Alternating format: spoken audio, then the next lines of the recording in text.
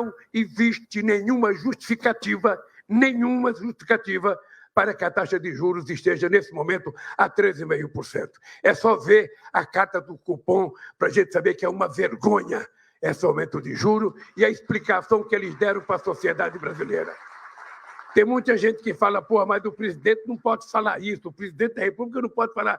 Ora, se eu que fui eleito não puder falar, quem que eu vou querer que fale? O catador de material reciclável? Quem que eu vou querer que fale por mim? Não, eu tenho que falar, porque quando eu era presidente eu era cobrado. Olha essa matéria, eu peguei ontem na Folha de São Paulo, eu mesmo grifei, então tá grifado assim de uma maneira meio... eles botaram bonitinho, que eu tinha grifado de uma maneira meio tosca, só para mostrar para você. A matéria diz o seguinte: empresários, leiam isso, empresários, e está grifado de propósito, criticam falas de Lula sobre BC e defendem Campos Neto. Aí eu fui ler a matéria, eu imaginei assim, empresários devem ter feito uma pesquisa, ligaram, né, para vários donos de microempresa, empresas médias, empresas grandes, fizeram ali um tipo de questionário, etc. Enfim, fui ler a matéria. Aí começa a matéria. Tem três pessoas que foram ouvidas. Vamos lá, roda a matéria. Primeira pessoa que foi ouvida, Flávio Rocha. Primeira pessoa, Chico. Primeira pessoa que foi ouvida no empresário, Flávio Rocha. O cara mais antipetista da história, o cara que fez campanha para o Bolsonaro desde o começo, né? O cara que odeia o Lula. Então, esse é o primeiro. Esse é o primeiro empresário desses empresários que foram ouvidos. Aí vamos para o segundo empresário que foi ouvido. O banqueiro Ricardo Lacerda. O segundo empresário é um banqueiro, não é empresário. Então, o segundo empresário é o banqueiro Ricardo Lacerda. Aí o terceiro empresário, enfim, é até um empresário, sim, o Lawrence P., e é colocado aqui como investidor. Então, o ponto é o seguinte, uma matéria que fala dos empresários, tem um empresário, tem um cara que odeia o Lula e tem um banqueiro.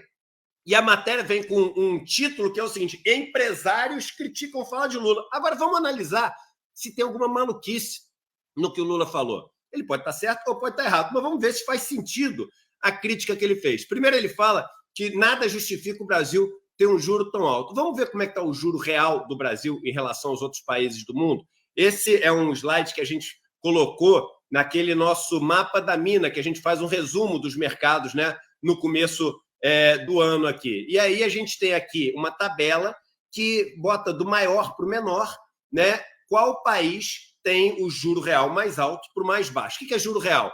É o quanto você tem de taxa de juro no país, menos quanto que é a inflação do país. O Brasil não é que ele é assim um dos maiores. Ele é o maior, by far, de longe.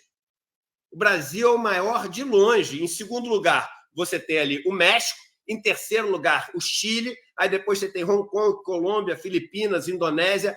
Ah, mas e a Argentina? A Argentina nem aparece aqui, que na Argentina a taxa de juros é muito alta, mas a inflação é mais alta ainda. O Brasil tem a maior taxa de juro real do mundo e ela estava lá acima de 8%, quando o segundo lugar era um pouco acima de 5%. Por pouco não é o dobro. Então é diferente do mundo inteiro e tem que ter alguma explicação. Aí o Lula chega e fala o seguinte: mas além disso, o relatório de inflação, né, do Banco Central, é só vocês lerem o relatório de inflação do Banco Central. Aí eu vou mostrar uma coisa para vocês, e esse negócio é assustador. Quando você pega o relatório de inflação do Banco Central, que foi quando começou essa história de críticas ao presidente, vamos trazer o histórico, a gente sempre pode trazer o histórico. Dezembro de 2020, lembrar que a pandemia começou em março de 2020, e ali em dezembro de 2020 já tinha um ano inteiro, já tinha primeira onda, já tinha segunda onda, a gente já entendia tudo que estava acontecendo por conta da pandemia no mundo. Essa tabela aparece lá na frente no relatório de inflação. Ninguém lê até lá. Eu gosto de ler, ninguém gosta de ler até lá. O que está escrito? O Banco Central chega e fala o seguinte: olha, hoje, em dezembro de 2020, são essas as minhas projeções para a inflação no ano que vem. Né? A meta de inflação era 3,75%. Você tem um intervalo que é 1,5% para cima e 1,5% para baixo, para ter o piso e o teto. Quanto que é 1,5% para cima e 1,5% para baixo? 2,25% para baixo e era 5,25% para cima. Então, o BC falava o seguinte: olha, eu acho que a inflação ela vai ficar entre 2,25% e 5,25%. Aí, nesse relatório, ele diz qual a chance qual a chance que ele acha de estar errado, ou seja, de ser abaixo de 2,25, e ele bota ali probabilidade de ultrapassar o limite inferior. Ele achava que a chance dele estar errado e ficar abaixo do que ele esperava era 19%, quase 20%. E ele achava que a chance de ficar acima do teto, ou seja, acima de 5,25, era de 8%. Menos da metade do que a chance de ficar abaixo. A inflação, nesse ano de 2021, a do Brasil, foi a mais alta de todas as grandes economias do mundo, de todas as economias relevantes do mundo, e ficou mais do que o dobro do teto da meta. Não é o dobro da meta, não. É o dobro do teto. Então, ele achava que a probabilidade era muito pequena, a menor, né, de ficar acima do teto. Ficou o dobro do teto. Aí ele chega, quando termina o ano, em janeiro do ano passado, olha o que ele fala. As pessoas vão cobrar, porque as pessoas têm o direito de cobrar. Um Banco Central independente tem que ser cobrado. Aí vai lá e cobra. Aí ele diz o seguinte, quando cobram ele, olha a matéria que eu separei aqui, porque é importante a gente trazer o histórico aqui. Ele diz o seguinte, aqui, ó, Campos Neto publica a carta e não vê culpa nenhuma do BC no estouro da meta de inflação. Campos Neto publica a carta e não vê culpa nenhuma do BC. Como assim não vê culpa nenhuma? Como assim não vê culpa nenhuma? O cara pode dizer o seguinte, ó, erramos, não vimos isso aqui foi acima do esperado e a gente, enfim, não levou isso em conta, a gente não levou em conta que a gente não tem mais estoques reguladores, a gente não levou em conta a questão dos combustíveis à volta. Claro que errou. Se o cara faz uma previsão dizendo que a chance dela ficar acima de 5,25 é 8% e fica o dobro do 5,25, como é que ele me diz em janeiro que o BC não vê culpa nenhuma no estouro da meta de inflação? E aí começa essa questão de independência ou não. E todo mundo defendendo que o BC seja independente. Ah, porque tem que ser independente, porque não pode ter influência, porque os caras têm que decidir, enfim, o que é melhor para a economia e etc. Tudo bem, vamos lá. Agora vamos pegar e ver quem foram os últimos 10. A gente, aqui no ICL, fez esse trabalho. Ninguém fez. Na grande mídia ninguém fez e ninguém vai fazer. Ninguém vai fazer. A gente fez o trabalho de quem são os últimos 10 presidentes do BC. Põe na tela, vamos lá.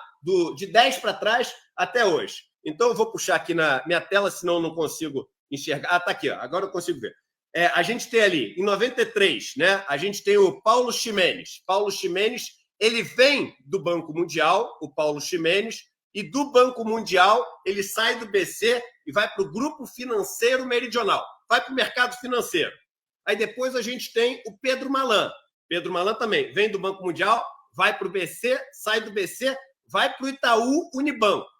Aí depois do Pedro Malan, a gente tem o Pércio Arida. O Pércio Arida, que sai da Brasil Warrant, também é uma empresa ali do mercado, e também era membro do Conselho de Administração do Unibanco, sai do BC e vai para o Opportunity, um dos bancos mais agressivos do mercado financeiro, um banco de investimento. Aí depois a gente tem o Gustavo Loyola, que vem do mercado financeiro, da Planibank, e vai para uma consultoria do mercado financeiro. Aí depois a gente tem o Gustavo Franco, que vem da academia, logo depois de passar pelo BC, vai para onde? Para Rio Bravo Investimentos, abre a empresa dele no mercado financeiro.